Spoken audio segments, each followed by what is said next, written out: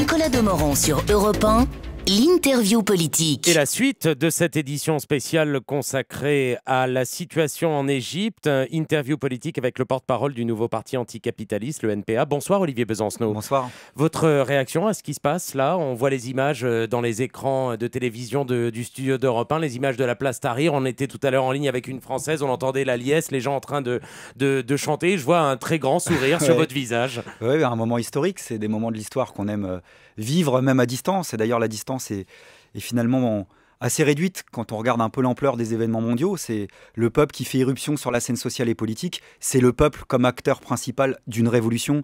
Et c'est d'abord à lui que je pense, parce que quand il y a eu la révolution tunisienne, il y a eu les premières manifestations égyptiennes et tout le monde se disait c'est un gros morceau. Et ça prouve une nouvelle fois que le peuple est capable de beaucoup de choses. C'est Rosa Luxembourg, elle a une belle formule sur les révolutions. Elle dit la minute d'avant, ça paraît impensable. La minute d'après, ça paraît tellement évident.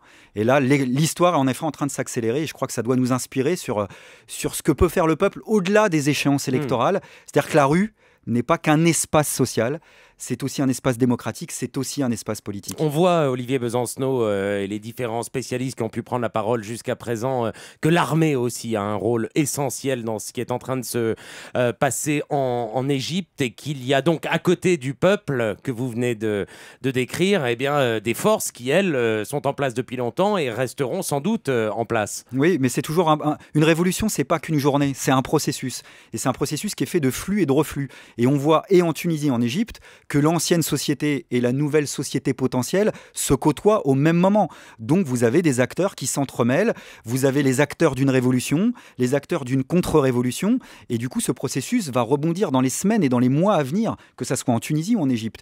Et je crois que maintenant, l'heure est venue de comprendre le monde de façon globale, parce qu'on est en train de vivre là une nouvelle ère.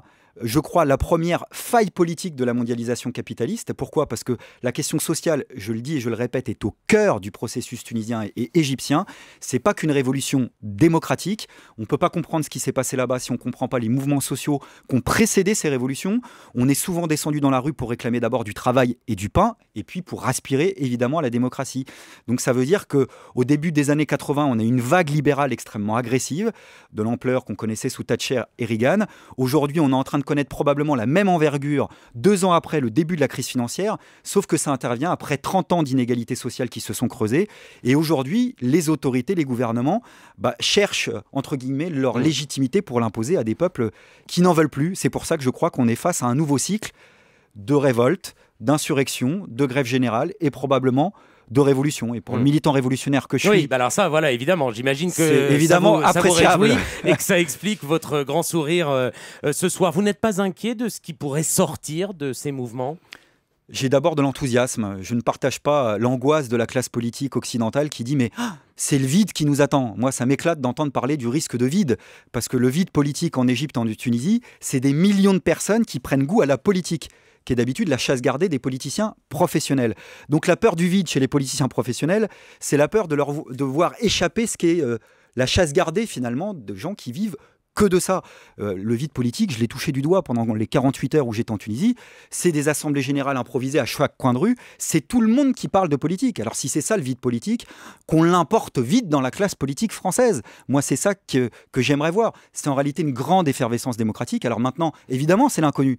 Mais quand on écrit une nouvelle page de l'histoire, c'est l'inconnu qui nous attend. Mais moi, je préfère l'inconnu, je préfère le temps qui se fragmente, le temps qui est plus vide et homogène et mécanique, et qui au contraire ouvre de nouvelles perspectives, les perspectives du possible. Vous entendiez Olivier Besancenot il y a juste quelques instants, Pierre Moscovici au micro d'Europe 1, à la question que doit faire la France, eh bien, les plus hautes autorités, disait-il en substance, doivent prendre le train de l'histoire, quoi, et accompagner fortement, fermement et de manière assez joyeuse aussi, mais responsable, disait-il, ce qui est en train de se passer sur place. Vous, votre réponse à cette question-là, de la France, que doit-elle faire, que peut-elle faire ? Que le gouvernement n'a pas pris le train de l'histoire, il a pris des avions de tourisme pour bien montrer une nouvelle fois sa complicité avec des régimes dictatoriaux, parce que ce n'est pas une discussion de tour opérateur qui nous intéresse. C'est de comprendre que ce n'est pas un silence qui est la marque de faiblesse de ce qu'a fait le gouvernement. C'est la complicité de ce gouvernement, comme les gouvernements précédents d'ailleurs. Je rappelle que Mme Alliomari, en pleine répression, avait à l'époque proposé l'aide technique de la police française à la police tunisienne. Et la vraie question qui se pose aujourd'hui, c'est de savoir, par exemple, si ceux qui ont tiré sur la foule en Égypte ou en Tunisie sont d'une manière ou d'une autre armés ou formés par la police ou l'armée française. Malheureusement, c'est le cas. Si vous allez sur le site internet de l'ambassade française en Égypte, on se vante encore, au mois d'octobre dernier, c'est pas il y a si longtemps, d'avoir formé une vingtaine d'officiers des forces de répression du régime égyptien. La vraie question, elle est là, c'est qu'on a des rapports de domination économique, de complicité avec ces régimes dictatoriaux, et je crois qu'aujourd'hui, ça remet en cause ce que veut faire l'Europe dans cette zone-là. Euromed, c'était un rapport de domination. Voilà, c'était une zone d'espace de pillage des richesses des pays du Sud par les pays du Nord. On est en droit d'attendre de nouvelles alliances, et c'est pour ça que je crois, moi, à la revitalisation du mouvement altermondialiste, et que le souffle de ces révolutions passe sur ce mouvement pour tisser justement de nouveaux espaces qui ne soient pas ceux des institutions internationales. Et vous, comme homme politique français, car vous êtes un homme politique français... Je suis un militant. Oui, un militant aussi, mais un homme politique. Ça vous inspire quoi quant à ce que vous pensez de la révolution ? Qu'elle est possible, et que ça doit inciter la gauche radicale à comprendre deux choses. Premièrement, c'est que les frontières ne nous protègent de rien et que ce n'est pas la solution, qu'il faut avoir des réponses internationaliste et lutter contre notre propre impérialisme. Je crois que c'est la première conclusion, parce que j'entendais Jacques Attali tout à l'heure faire la comparaison avec les révolutions à l'Est que j'ai connues aussi. Évidemment, c'était le vent d'Est à l'époque. Chute du mur de Berlin, chute du mur de Méditerranée. Sauf que moi, la comparaison s'arrête là, parce qu'à l'époque, toute la planète voyait ça d'un bon oeil, y compris les intérêts des puissances occidentales. C'est pas le cas pour ce qui se passe en Tunisie et en Égypte, où on a des peuples qui se dressent contre leur régime, mais qui remettent en cause en filigrane les intérêts des puissances occidentales qui les soutenaient, la France et les États-Unis. Deuxième chose pour la gauche radicale, ça doit nous inspirer justement pour lutter nous-mêmes contre la délégation de pouvoir.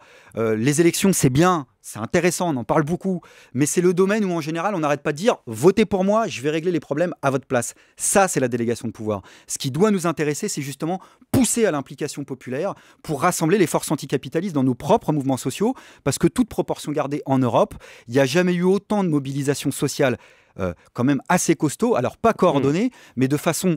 je dirais, mais vous appelez à la révolution en France, Olivier Besancenot, parce qu'on sait bien qu'en France, ça se termine dans les urnes. D'abord, premièrement, je pourrais appeler à quoi que ce soit, ça ne changerait pas grand-chose, parce que la leçon de ce qui vient de se passer, c'est que justement, le peuple n'a pas besoin d'un leader, d'une structure ou d'un parti pour faire la révolution. Il a besoin en général d'organisation pour que ces révolutions aboutissent et ne lui soient pas dérobées. Ça, c'est une chose. Ceci étant, en France, je pense toujours qu'il nous faudrait aussi une bonne vieille révolution sociale et démocratique, et que la révolution, pour moi, dans la révolution... Enfin, on ne vit pas en dictature comme en Égypte ou en Tunisie. Quand même, je suis capable de faire la nuance. Il y a la liberté d'expression chez nous. Ceci étant, sur les questions démocratiques, ici aussi, il y aurait beaucoup de choses à dire.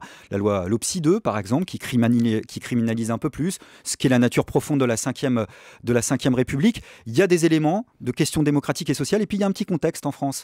On se demandait ce qu'allait se passer après le grand mouvement sur les retraites. On a eu 7 à 8 millions de personnes qui ont soit manifesté, soit fait grève. On avait peur du coup de bambou, puisque Sarkozy a réussi à faire passer sa réforme. Vous voyez que ce qui se passe aujourd'hui dans l'éducation nationale, c'est la preuve que ça se mobilise encore et beaucoup. Dans le privé, on a des grèves sur la baisse des moyens, oui. Absolument, sur les effectifs, le fait qu'on supprime 16 000 postes alors qu'il y a quand même de plus en plus d'élèves, 60 000 élèves notamment de plus cette année. On voit qu'il y a des mobilisations sur les salaires dans le privé. On voit ce qui se passe au niveau judiciaire. Ça prouve que le mouvement social, il est pas mort en France, et que donc c'est un domaine de discussion sociale et démocratique. Vous attendez quoi de l'intervention du président de la République ce soir sur TF1 ? Écoutez, rien, et a priori, je pense que je ne serai pas déçu. Voilà. Ceci étant, je ne peux pas m'empêcher de savourer avec un certain malice le fait que cette coproduction qui était annoncée entre TF1 et l'Élysée va se transformer finalement en un événement où on sera obligé de parler de l'histoire en direct live. Et ça, c'est quand même une sacrée pichenette que je trouve adorable. Merci Olivier Besancenot, porte-parole du nouveau parti anticapitaliste. Merci d'avoir été ici en studio à Europe 1. 18h58, on marque une pause. Dans 2 minutes, Maxime Suitac revient pour un nouveau journal. À tout de suite.